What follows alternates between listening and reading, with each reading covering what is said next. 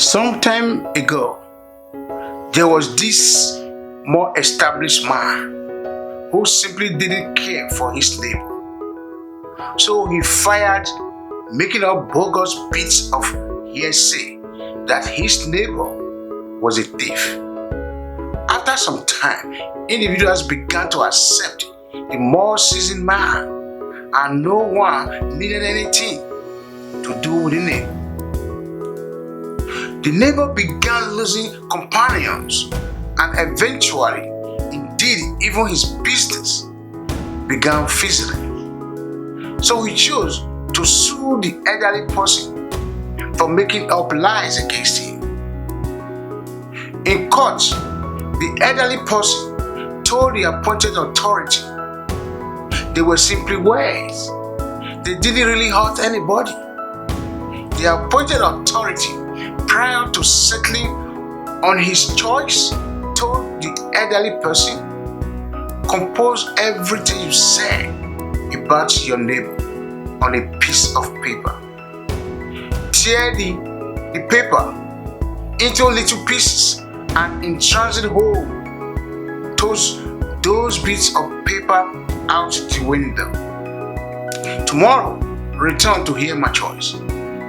The following day, the appointed authority told the elderly person, I've chosen in support of yourself. However, you need to do one thing. First, I need you to go up and get together each one of those pieces of paper you threw out of the window yesterday. The elderly person reacted, is it true that you are joking? I can't do that. The breeze spread them everywhere. I wouldn't realize where to discover them. The adjudicator answered, at the point when we express terrible things about somebody, it works a similar way.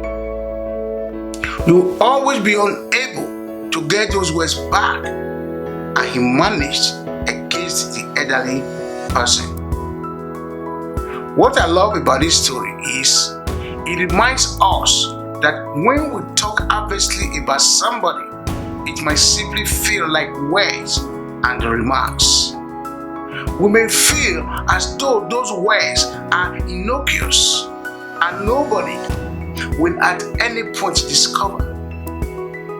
In any case, in actuality, they can tear somebody into pieces, causing somebody such a lot of agony and suffering that those pieces can never be assembled back.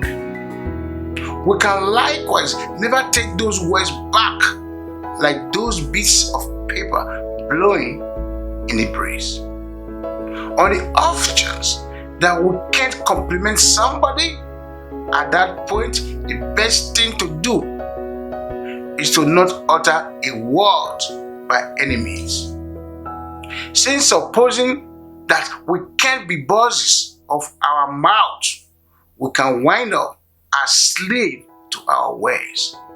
Furthermore, above all, recollect at the point when your feet slip, you can generally recuperate your equilibrium.